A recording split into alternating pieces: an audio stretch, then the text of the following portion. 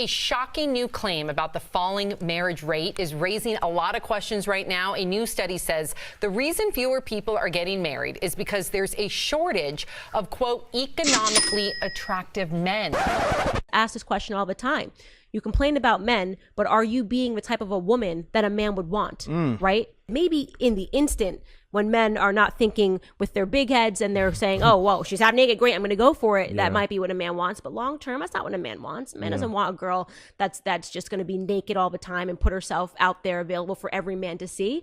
You know, that I don't have to be a man to know that that's not what men want. So then you say men suck. I'm looking at you going, I'm not a dude. I wouldn't date you. You know what I mean? Yeah. Again, self-perpetuating problem. Not enough women calling out the fact that women are not desirable right now, in my opinion, right? They're sexually desirable, but I wouldn't want to take you home to mom desirable. Like one comment said, a shortage of economically attractive men. Well, I guess we can see where their priorities are. Another said, economically viable men are choosing not to get married because they want to maintain their economic viability. Problem is that there's zero advantage to marriage in the Western world for a man. There is zero statistical advantage. If you use your mind, if you use your head instead of your heart, and you look at the advantages to getting married, there are absolutely and utterly none. If a woman marries a man and it goes wrong, she has emotional heartbreak, fine. But if a man marries a woman and it goes wrong, he has emotional heartbreak. Plus, everything he has ever worked for is ripped out from underneath him, and he has to give that chick money forever. All you're doing is scaring men away from commitment. And then you have to add in the other hidden element. All women got together and said, we'll only have sex after marriage. Guess what men would do? Get married. But you don't, right? So now you're in Miami. I go to Miami. I can fuck anything in the club. I don't have to marry any of them. If I marry them, I get wrecked. So, like, let's all use our brains here. What am I going to do? Well, I'm going to be like, well, no. It's always funny seeing women cry about men financial supporting them after a divorce. I thought girl boss feminists didn't need no man. Then there are bitter women like this who think they should put money before family. That my beautiful wife Isabel would be the first to say that her life truly started when So women hire me to help them negotiate in their divorces and prenups. And I really wasn't going to share all the men's secrets, but while we're here, we might as well. Because you know what men are not doing if the relationship doesn't work out? You know, the ones who ask for the trad wife and who say, like, she makes me the man that I am today. I would not be who I am without her. Yeah, so they're not chomping at the bit to pull out their checkbook when the relationship doesn't work out. Like the guy who was making $60 million a year, and he put up like surveillance cameras in the house to watch her. And he offered her $6 million. Pretty sure 50-50 is $30 million, you know? But that's his money. That's his money. It's not yours. Even though you made him out to be the man that he is today, it's not yours. Or the woman who built a multi-million-dollar business with her husband, 50-50 business owner, and he took her off the bank account, the business bank account. She hasn't seen a dime from her own business in over a year and a half. Or what about the prenup that I worked on, where the guy was worth $35 million and she was making $300K a year before she quit her job so that they could have couple time at night because she was VP. And then he offered her $50,000 a year if the marriage didn't work out. Like, I think he pays the employees in his own company more than that. As women, we are told all the time, if you prioritize the money, you're greedy, you're selfish, you're not about the love. So we're supposed to blindly trust you. But I always say money before men, because the cards that they will play at the end are not the cards they're playing at the beginning. They're not proactively coming to you and saying, gosh, I really honor and respect you for being the woman that you were and for being the wife at home, raising our children and supporting me in my career. They're not saying that. They're hiding money, wiring it somewhere else, taking you off of bank accounts, claiming you could have worked. God forbid you stayed at home and your husband's not even making enough money that you even qualify for spousal.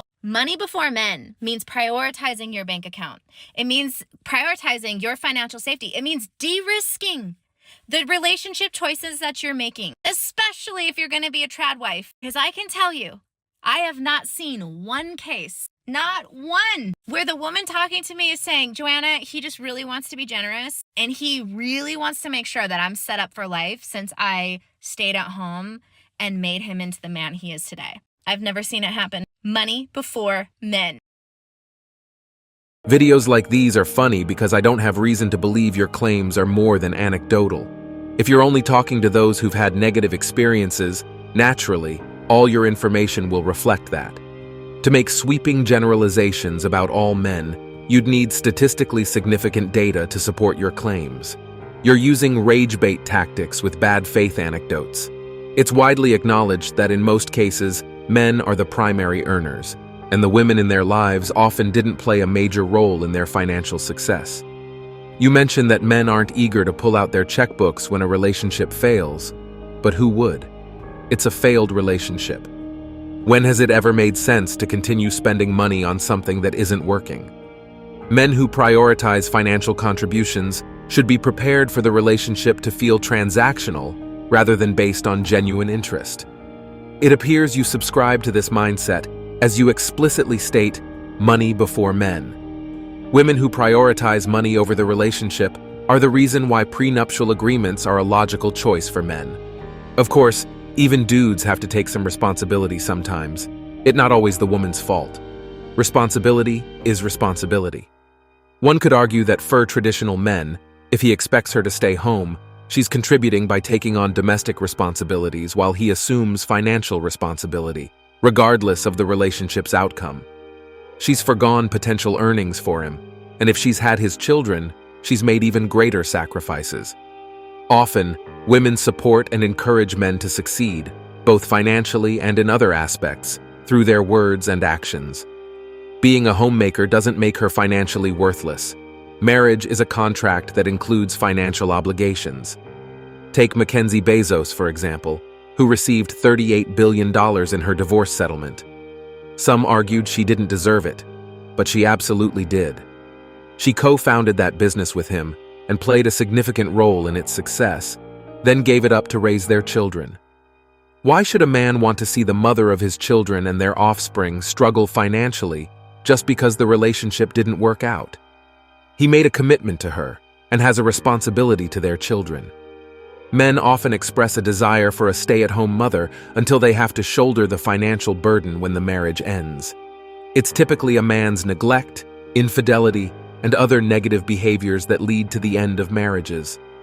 Of course, on the other hand, there's laws like this. You have to pay alimony to a cheating wife. It doesn't matter if she cheated or not. The court is going to look at your income and her income and how long you were married and apply your state's laws. They will calculate whether alimony is due, and they most likely will not even consider the fact that she cheated on you. Sorry, it is what it is.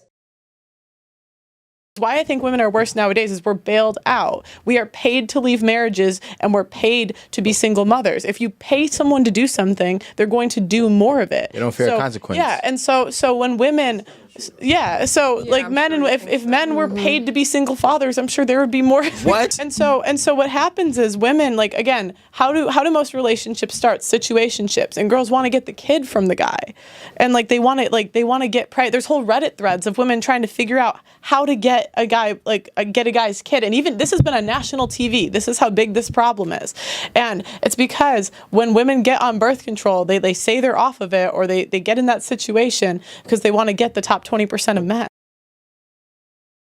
And even if you're not paying alimony, you might find yourself stuck with a bitter baby mama. There is a big difference between a bitter baby mama and a frustrated single mother. If she says, "I don't like that you have a girlfriend, so I'm not letting you see our child," that's a bitter baby mama. If she says, "I think it's BS that you pick and choose when you want to see your kid," that's a frustrated single mother. If she says, "I'm increasing child support if you don't do things my way," that's a bitter baby mama. If she says, "I need you to step up and pay for and take care of the child we made together," that's a frustrated single mother. If she won't hand over the child because you were 3 hours late for pickup, that's a frustrated single mother. But if she won't hand over the child because you were 3 minutes late for pickup, that's a bitter baby mama. A very important thing in co-parenting is to not treat a frustrated single mother like a bitter baby mama and vice versa, because these two women are not the same. The big difference between a frustrated mother and a BBM is that the frustrated mom looks out for the kid, while the BBM only looks out for herself. But like this guy said, we hear all day about the deadbeat dad, but not the bitter baby mama. These are all nothing but incentives for men to stay single. And that's it for today on Sigma Traits. Make sure you hit that like button, smash that subscribe button, and don't forget to ring that notification bell. Support this channel through membership. You can also support through PayPal, link in the description. Let us know your thoughts in the comments below. See you all tomorrow.